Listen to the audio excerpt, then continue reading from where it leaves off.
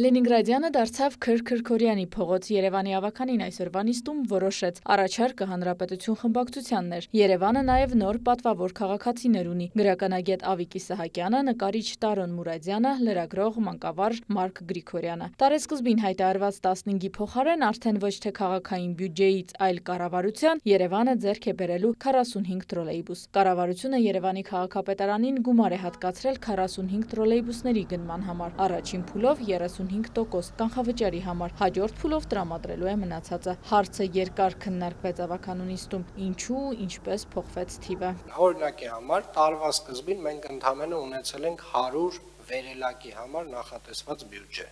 բայց տարվա ընթացքում տարբեր տնտեսումներից ելնելով միայն Երևանի քաղաքապետարանի բյուջեի վերաբաշխումներով այդ 100 վերելակը մեր կողմից դարձել է 400 վերելակ։ Այս 400 վերելակին էլ գումարվել է հենց նոր կառավարության կողմից տրվող եւս 100 վերելակը եւ մենք մեր ստանդարտ տարեկան 500 վերելակը գնում ենք 1.5 միլիարդը, որը որ նախատեսված էր տրոլեյբուսների համար։ Կառավարությունը 15-ի փոխարեն մեզ տալիս է 45-ի գումարը, այս 1.5 միլիարդն է այս պայն տնտեսում է։ Այդ նոր 45-ով տրոլեյբուսային ցանցն ամբողջությամբ թարմացված կլինի։ Մետրոյի նոր կայարանի հետ կապված հաջորդ տարի շոշափելի փոփոխությունները տեսանելի կլինեն։ Հարցերին արձագանքում է Ավինյանը։ Կան ծրագրեր, որ դժվար են գնում, անկեղծորեն ասեմ, նույն Աջափնյակ մետրոյի կայարանի փորձաքննությունների փուլը երևի թե ավելի շատ ժամանակ ծախսվեց այդ փորձաքննությունները ստանալու վրա, քան հենց բուն նախագիծը իրականացնելու վրա։ Եվ ինչպես օրինակ այսօր կասկադը հաստատվեց, ինչպես օրինակ նորագյուղի ծրագիրն է քննարկվում եւ վստահորեն հաստատվելու է, ինչպես օրինակ կոնսերվատորիայի այգին 2 տարի երկար պայքարից հետո դատական բոլոր ատյաններով անցնելուց հետո վերադարձավ քաղաքապետարանին, ինչպես օրինակ տասնյակ մանկապարտեզներն են, որ մենք սարքում ենք ու սարքելու ենք, դուք մեր խոստումների համար անհանգիստ պետք չի որ լինեք։ Քեվիաթերթիկը համար 4 Ընթացքում պարբերաբար օրակարգից շեղվում ու քաղաքական ելույթներ էին հնչում, որի ընթացքում Ավինյանը անջատում էր խոսափող, հորդորում չշեղվել օրակարգից։ Ժողովուրդ ջան, դե ախր համ ուզում եք քաղաքական խոսակ, համ հենց քաղաքական խոսում ենք, որոշ ճշմարտություններ ասում ենք, սկսում եք վրդովել։ Տենց չի կարելի։ Լավ, լռություն։ Այդ